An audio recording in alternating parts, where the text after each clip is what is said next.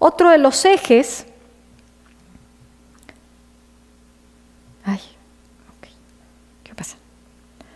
Otro de los ejes obviamente es la literatura, ¿sí? La búsqueda de esta literatura nacional y también de la literatura latinoamericana.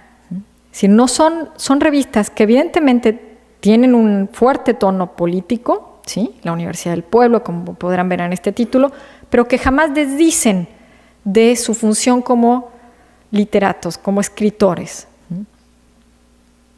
Solo que obviamente es una escritura muy particular la que se festeja.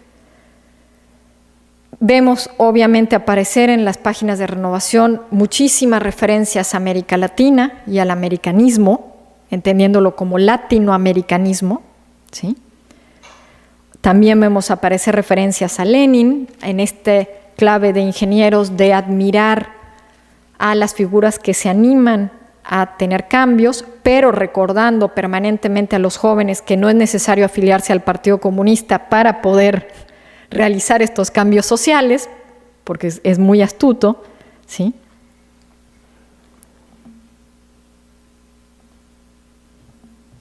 Ay, no quiero pasar. Ahí está.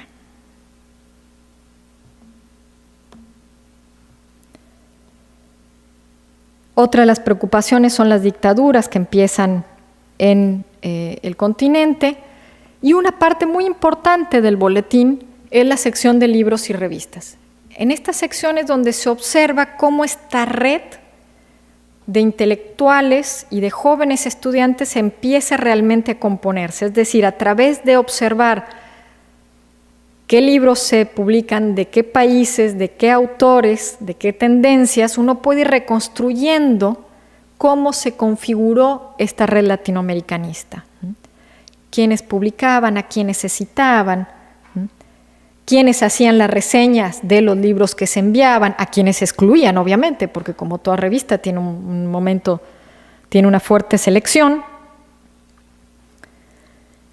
Ahí también empieza a encontrarse casi todos los números hacen referencia, obviamente, a lo que va pasando con la reforma universitaria, qué pasa en la Universidad de La Plata, qué pasa en la Universidad de Córdoba, qué pasa en la Universidad de San Marcos, qué pasa con los estudiantes de Paraguay, con los estudiantes de Bolivia, con los cuales va a tener un fuerte nexo desde muy temprano a través de Tristán Marov,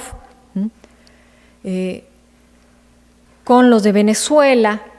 Es decir, lo que se busca es formar una conciencia a través de informar lo que está pasando, porque se plantea que la primera manera de unir a estos países es lograr que se anule el desconocimiento mutuo de lo que está pasando entre ellos. Esta imagen es muy paradigmática, es la única imagen que aparece en todo el boletín a través de toda su vida, a través de sus 8 años. Las otras imágenes son fotografías o retratos de los colaboradores, pero esta es la única imagen y tiene que ver con este ideario reformista, ¿sí? Si observan, hay un maestro que está en su cátedra tradicional con su clásica manzana en el escritorio y están todos los alumnos terriblemente aburridos, dormidos y desparramados, ¿sí? En un acto de rebeldía ante este tipo de cátedra. Obviamente el boletín está dirigido, sus lectores principalmente son los jóvenes reformistas que están en las universidades de América Latina, y obviamente es un intento a veces casi hasta desesperado por darles elementos de legitimación frente a las contrarreformas universitarias. La elaboración discursiva de este boletín va a estar a cargo de 3 personas en un primer momento. José Ingenieros, que firma bajo uno de sus tantos seudónimos; Gabriel S. Moró, que era el único estudiante real, ¿sí?, de medicina, el único joven estudiante real; y Aníbal Ponce, que era un discípulo de Ingenieros, que ya estaba a su lado desde la creación de la revista de filosofía. Sin embargo, obviamente es un proyecto liderado por Ingenieros y en el cual es él el que decide qué es lo que se hace, qué es lo que se dice, dónde apuntalar más o no. Esta creación de esta red empieza de una manera rápida y no es casual. Es decir, todo esto que hablamos de ingenieros antes, lo que va haciendo es ir juntando poco a poco, casi podríamos decir un gran directorio de contactos en América Latina, y para cuando lanza Renovación lo que hace es simplemente darles un medio, ¿sí? Un medio para difundir ideas, pero también para encontrarse personas que jamás iban a ver posiblemente en un frente a frente. Por eso es que dividimos este mundo de la red a través de los colaboradores, es decir, quienes jugaban un papel fundamental como colaboradores asiduos que mandaban sus artículos o sus reproducciones de otros artículos en otros periódicos de América Latina. En el caso de los argentinos tenemos a personajes muy importantes como Alejandro Korn, Carlos Bunge, Roberto Justi, Ricardo Giraldes, Arturo Zabal Quintana. Leopoldo Lugones, obviamente, por lo que ya les mencionó, no va a ser, y menos para 1923, que es cuando se lanza el primer número de Renovación, ya no va a ser un colaborador asiduo, sin embargo tampoco es un enemigo público. Pese a que Renovación va a ser criticada fuertemente por no cuestionar públicamente a Lugones, Ingenieros permanentemente dice a Lugones no lo pueden cuestionar desde las páginas de Renovación. Manuel Ugarte, que ya había hecho toda una gira por México, ya había creado una asociación latinoamericana, ¿sí? Alfredo Palacios, que ya había sido nombrado también maestro de la juventud en Perú, Ricardo Levene, que es un historiador argentino. Entre los colaboradores de ya prestigio de América Latina estaba Rufino Blanco Fombona, Pedro Enrique Sureña, Ventura García Calderón, Enrique Gay Calvo, Víctor Belaúnde, Mariano Picón Salas. También estaba la presencia de Evas Ferreira, Germán Arciniegas, Belisario Porras, Vicente Martínez Cutiño, Antonio Caso, Rafael Eleodoro Valle, Enrique José Barona y, claro, José Vasconcelos.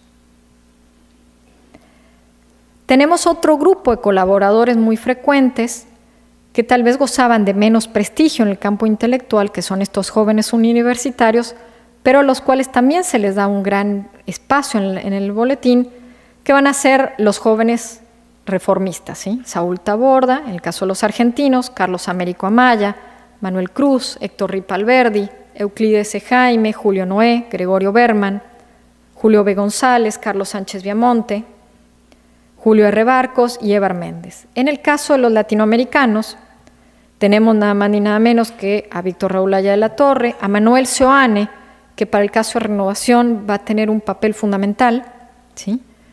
Tal vez más importante que el de Víctor Raúl Aya de la Torre, aunque Aya de la Torre va a ser nombrado representante de Renovación en Europa, cuando está en sus años en Europa. Manuel Seoane se exilia junto a otros estudiantes peruanos en Buenos Aires y va a tener un papel fundamental en la dirección de la revista desde 1928 a 1930. Y cuando digo de director, no es solamente quien hace una publicación, sino quien imprime de alguna manera la lógica de los colaboradores, quien está tejiendo esa red de colaboradores, a quien se invita a publicar y a quien se rechaza. Pero también el mexicano Daniel Cosío Villegas, a quien habían conocido en este congreso de 1921, y a Julio Antonio Meza. En el caso también hay otro grupo de colaboradores que es muy particular. Es un grupo de colaboradores que se dirime entre los vivos y los muertos, ¿sí? A ese grupo lo llamé los referentes. Son aquellos personajes que en realidad no envían directamente sus trabajos, sino que son citados a través de otros, pero que son fundamental para legitimizar las propuestas del boletín y posteriormente las propuestas de la organización. Entre ellos, obviamente, como es de pensarse, está José Ingenieros, en primer lugar, está también José Santos Chocano, sobre todo antes de la muerte del trágico deceso del joven Edwin Elmore, porque después de eso Santos Chocano va a ser alejado inmediatamente como colaborador de Renovación, como un rechazo al haber matado al joven Elmore, Enrique José Varona, Vicente Martínez Cutiño, Rui Barbosa, Barbosa Lima Sobrinho, si también hay brasileños, Monteiro Lobato, Alejandro Castañeiras y José Vasconcelos. Con José Vasconcelos también va a haber una situación muy especial, porque una vez que Vasconcelos pierde las elecciones, ¿sí?, en México y se exilia en Estados Unidos, va a haber una especie de quiebre porque Vasconcelos está muy ardido, como diríamos en México en los primeros años, y hace una serie de declaraciones poco fortuitas que lo van a alejar momentáneamente como líder o maestro de estas juventudes. Pero Renovación, que empieza a conformar esta red que va a tomar el mismo nombre, el Grupo Renovación, va a tener que encontrar un momento de cambio. Es decir, no solamente es necesario crear un boletín y una red, sino que hay que crear una organización. Entonces, no por casualidad, en 1925, en marzo, se reúnen en una redacción de una revista una serie de directores de revistas e intentan crear esta nueva organización que se va a llamar la Unión Latinoamericana. Para esta nueva organización era necesaria una figura distinta a la de ingenieros, que tuviera otro tipo de redes más políticas, ¿sí?, que va a ser el caso de Alfredo Palacios, ¿sí?, quien, como ustedes sabrán, fue el primer diputado socialista en América, quien había escrito para la legislación sobre el derecho laboral, etcétera. Es decir, tenía otro tipo de trayectoria intelectual más cargada hacia la política. ¿Por qué es significativo el año del 25? ¿Sí? ¿Por qué? Porque en el 25 ya empiezan a posicionarse distintos los jóvenes empiezan a ser captados por los partidos políticos y empieza a haber muchas organizaciones antiimperialistas en el continente que de alguna manera empiezan a disputar a esta prédica de José Ingenieros.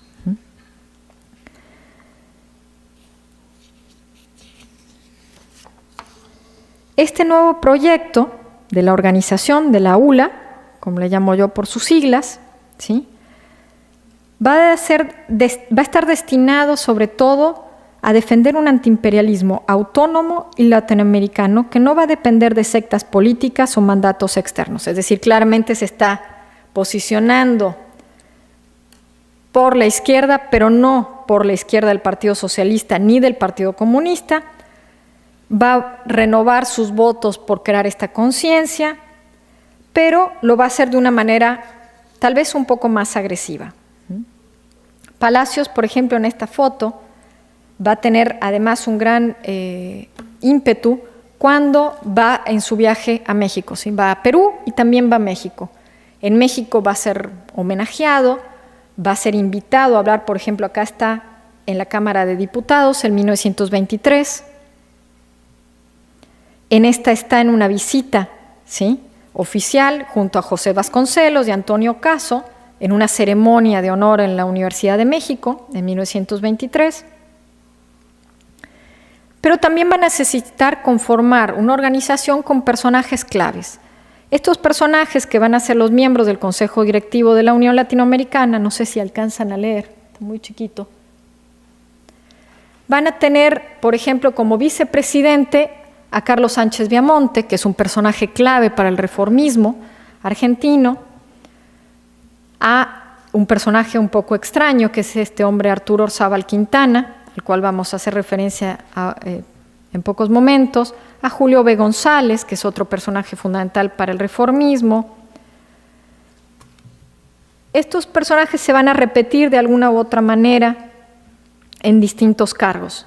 Lo que sí podemos observar es que hay como etapas en la Unión Latinoamericana. Está esta primera etapa, que es la etapa de ingenieros, ¿sí?, antes de crearse la Unión Latinoamericana, con esta prédica latinoamericanista, que es de enero del 23 a marzo del 25, un periodo que podríamos llamar de interregno, que es de marzo del 25 a diciembre del 25, es decir, cuando muere Ingenieros, ¿sí?, después de una rápida muerte e inesperada muerte,